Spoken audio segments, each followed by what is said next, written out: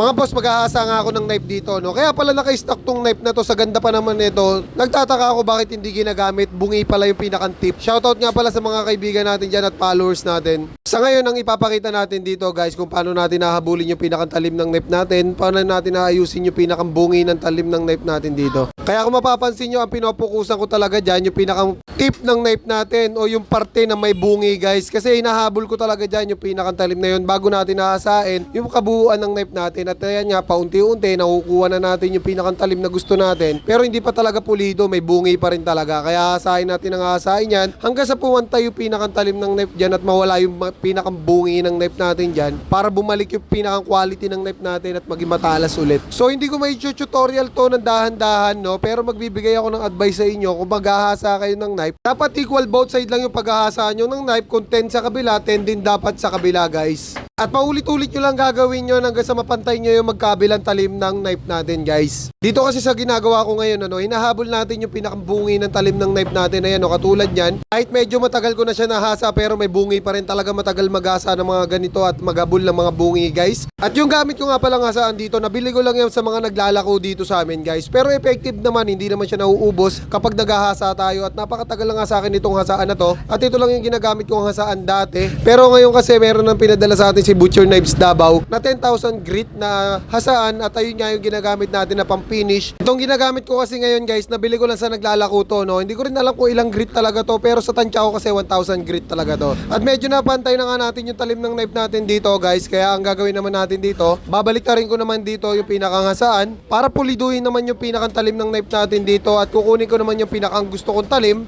para kapag ginamit natin sa deboning, talagang swabing-swabe gamitin to guys. At kapag nakita nyo kung gaano katalim talaga tong knife na to, daig pa nito yung bagong knife na bagong dating na hindi hinahasa pero matalas. Dahil kapag marunong ka maghasa, kahit anong knife yan, mapa-local or branded yan, kaya mong patalasin yan na higit pa sa bago. At yung isang hasaan na nakikita nyo na kulay green guys, ayun yung 10,000 grit. Ginagamit naman natin yan pang finish guys. At kita nyo naman yung talim ng knife natin, maayos na yung mga bevel, napakaganda na ng quality at talagang wala ng bungi. So syempre hahasahin pa natin yan at pupuliduhin pa natin mabuti yan bago natin i-finish. At sa paghahasa nga ng ganitong knife, kailangan mo talaga ng sipag at tiyaga at syempre ng mahabang pasensya kung gusto mo talaga makuha yung pinaka-the best na talim para sa'yo. Dahil sa paghahasa guys, hindi yan madalian, kailangan mo rin dyan maglaan ng oras, hindi lang yan basta-basta hasa ka lang. Lalo na yung may mga ganitong bungi, talagang napakatagal ng oras ang ilalaan mo dito. Lalo na yung may mga ganitong bungi, 40 minutes lang naman ang inabot ko dito bago ko matapos at mahabol yung pinaka-talim nito. Bukod sa tagal na ng paghahasa mo nito, napakasakit pa talaga sa braso ng paghahasa. Isang knife pa lang yan, boning knife pa yung inahasaan natin. Paano pa kaya pag meat cleaver na bungi-bungi pa yung matatapat sa'yo, Aray ko! Ang meat cleaver pa naman may tumitimbang na 1.2,